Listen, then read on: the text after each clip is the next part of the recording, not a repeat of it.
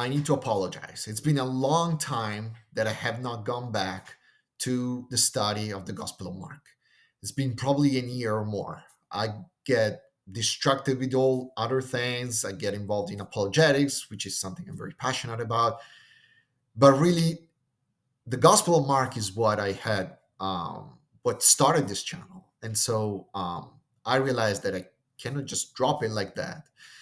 And so today we'd like to reconnect the dots and start again and hopefully move forward with that. Last episode we went over the third verse of the second chapter of the Gospel of Mark, where four men brings a paralytic man on a stretcher to Jesus. Jesus is in a house, probably in the house of Peter, and the house is packed with people. And so these men have no way of getting to Jesus. And so something absolutely incredible happens. Let's read the verse together. Kai me dynaminoi prosonenkai auto diaton oklon apestegasan ten stegen hopu en. Kai exoruxantes kalositon krabaton hopu ho paralytikos kateketo. Let's start analyzing the sentence from a grammar point of view. So the sentence is pretty long, and you see there's a comma here that is put there. Of course, it's not in the manuscripts, but it's put there to distinguish the two main pieces of this verse. So there is one big sentence that ends here, and there's another big sentence, and they're both connected with the usual kai, which is the conjunction end. And also the first sentence starts with an and, all right, which is typical of Mark. Now, what are the two main verbs of these two sentences? Well, the first main verb here is right here, apestegasan. Okay, so this is verb number one of the first sentence, and the verb of the second is right here, kalosi. This is verb number two. All right. Now, it's in the plural, third person plural. So this is talking about what those four men that were carrying the paralytics are doing to get to Jesus. All right.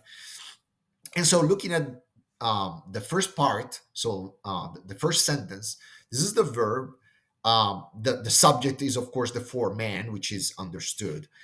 And you see, right after the verb apestegasan, you find ten stegen, which is the object. This is the direct object of the verb.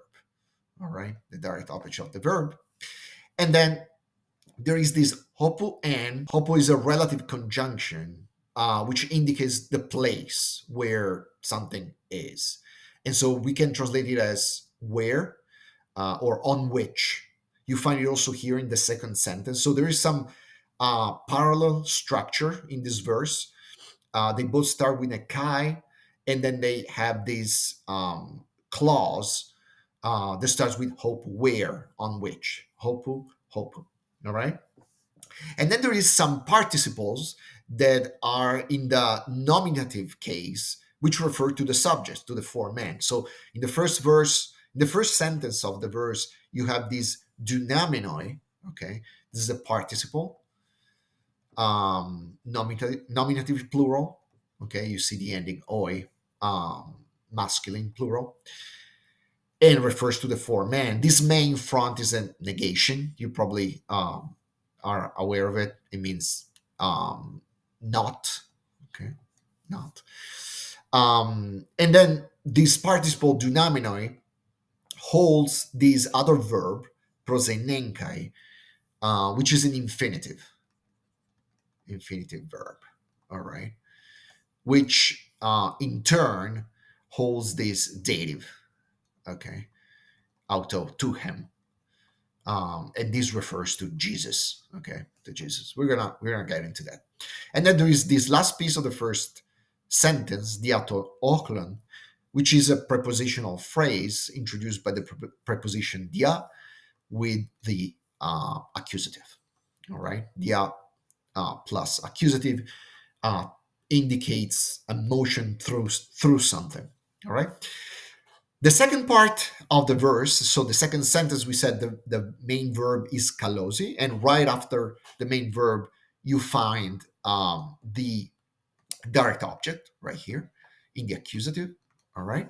So similar structure: verb, direct object, verb, direct object. And also in the first sentence, the verb is connected with uh, a participle that was denominoi. Here, the same thing. Kalosi is connected with another participle, exoruxantes, again, as in the nominative plural masculine, still referring to the four men. So it indicates something else. It gives some other action that these men were doing together with the main verb. All right, and then you have again this clause hope where um, before it was hopu n. We didn't talk about n, and it's the verb to be, basically where he was. Okay, is imperfect where he was, meaning the paralytic was. And here the verb it basically says the same thing where ho paralytikos, this is the subject of the clause introduced by hopu, and this is the verb of the clause. Okay, so n was the verb of the clause in the first sentence. Kateketo is the verb of the clause in the second sentence. Now that we understand the general structure, we're going to dig in word by word to unpack the meaning of the verse. Let's start.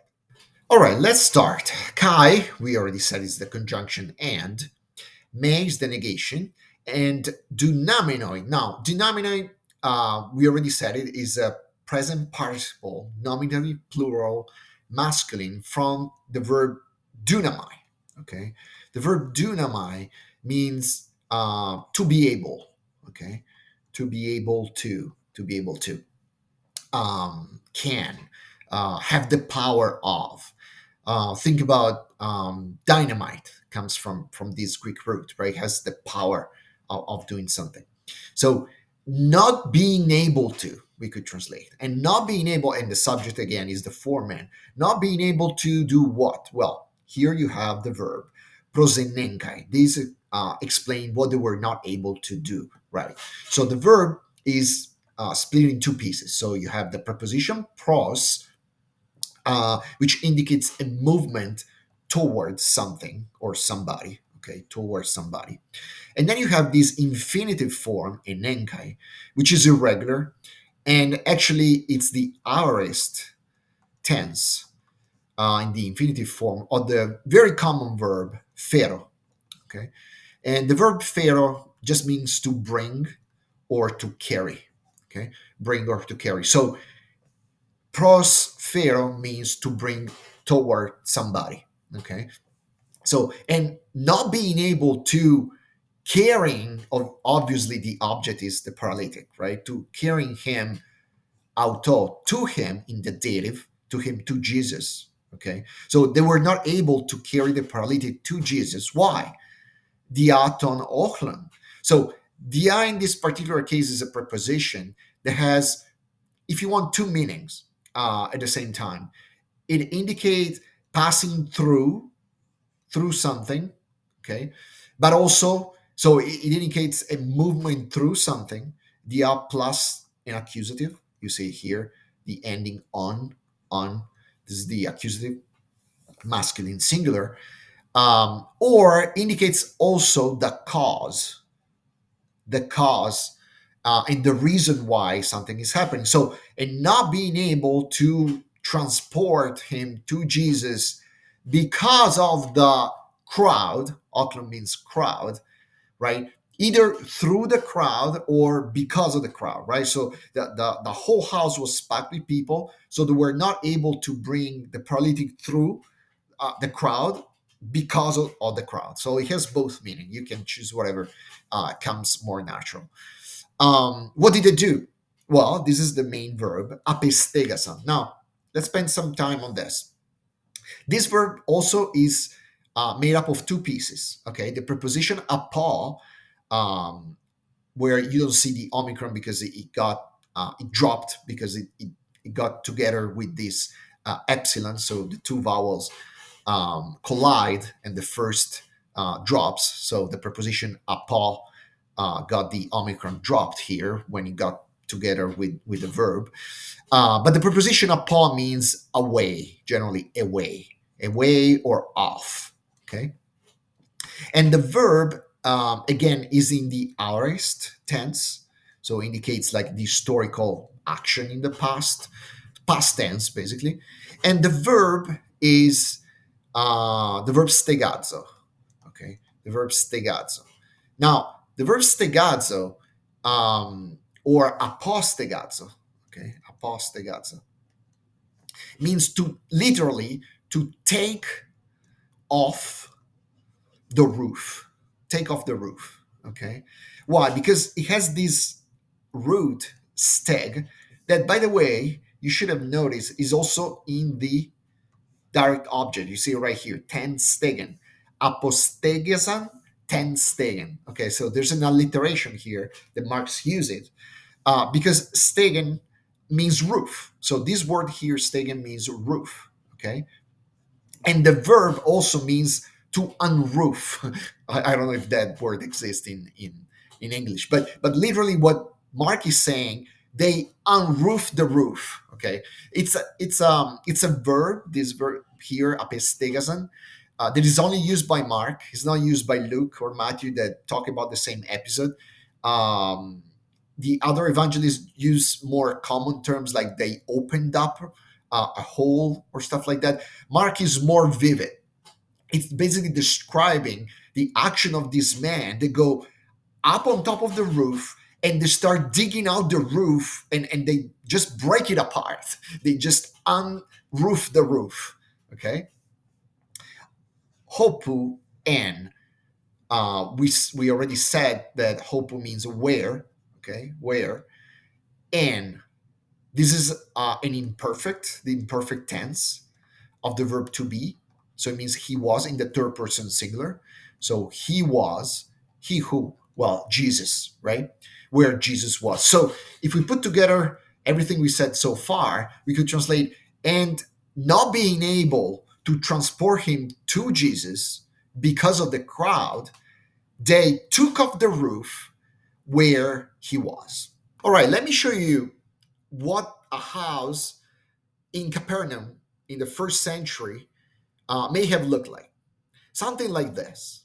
Okay, you have the main house made out of bricks, and then in front of the house you have a certain area, open area, but fenced, that would serve as an introduction to the main house. And you can imagine that there were so many people in the house of Peter that day, because Jesus was inside, was preaching, and all his disciples and all the people that heard about the miracles of Jesus were pressing in. And so you can imagine all the people completely filling up this whole space in front of the house that would create a sort of impossible to penetrate wall of man, of people, for the poor paralytic to pass through. Okay, so you have to imagine these four men pushing through the crowd, and being able to get to the main entrance, but there was no way at that point to enter from the main road because the house was literally packed with people. There was no room to even maneuver, right? So what did they think? Well, they thought to go from the roof. This is incredible. Now, this is very interesting, right? Because it indicates how this is really somebody that knew that some, Mark, that is telling the story or is hearing this story from Peter himself, is somebody that knew what he was talking about, because those houses had generally an access to the roof. Okay, there was a sort of secondary entrance to the house. So there was the main entrance here, but then there was also an entrance from the roof. So for convenience, for anything that they needed to just drop from the roof. And so their idea was, well, let's go through the roof, from the way of the roof. Actually, they had even a way of saying it. The second entrance was the way of the roof. There was another way of entering a house. But there was a little problem. The problem was, first, that the entrance on the top of the roof was intended for, either goods or man to go through. So you can imagine like a little hole with possibly a lid or a cover. Definitely not something big enough to let a whole stretcher with a paralytic man on top of it go through. Okay. So you need to imagine these four guys carrying a paralytic through these little stairs on top of the roof that was generally made out of clay and straw and stuff like that. That's why you see this man in this picture on top, uh, like doing some work on the top of the roof, because it was made up of dirt and clay and straw. And you can imagine they got to where the little lid was. They opened it up and they basically broke it open. But then they started digging, right? That's what Mark is telling us. They unroofed the roof. He's basically saying they undid the roof, right? With their bare hands, they start taking away pieces of roof, pieces of clay, to open up a hole big enough so that a stretcher could pass through. Now you can imagine how big the hole may have been, and you also should imagine the face of Peter that was seeing and looking at these men, these complete strangers, like breaking apart the roof of his own house, and him down there not being able to do anything about it. Think about that, kind of ironic. And Kai, exoruxantes. Now, we said it's a participle. It's an aorist tense, okay, and it's masculine plural in the nominative case because it's referring to the four men. So it gives another um, depiction of what these guys are doing. So they're taking off the roof and exoruxantes. Now the verb is exorusso, which comes from the preposition ek, and the verb orusso. That's right here. Okay. And the verb orusso means to dig, and ek means out of, literally out of. So exoruxantes means digging out. So Mark, in his vivid way of describing the scenes, describes these men with their digging out a hole in the roof of the house of St. Peter with their bare hands, okay? And digging out the roof, kalosi. Now, Mark switched to the present, okay, which is so much more vivid. So this is the present, indicative present, third person plural, and digging out the roof, they lower. So the verb is halal. That's right here, halal, which means to let down or to lower.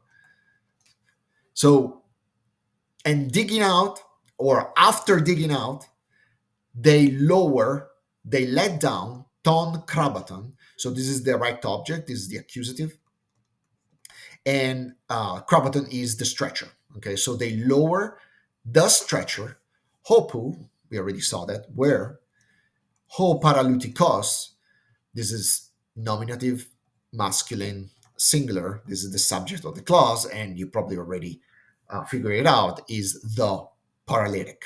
Okay, where the paralytic, and this is the verb kateketo. Now the verb kateketo has the preposition kata. Okay, kata, and again you see once the preposition kata gets connected with the next verb, the alpha at the end just gets dropped. Okay, so you only have kat, not kata, because it clashes with this epsilon, okay, which indicates the verb, the tense of the verb, which is an imperfect.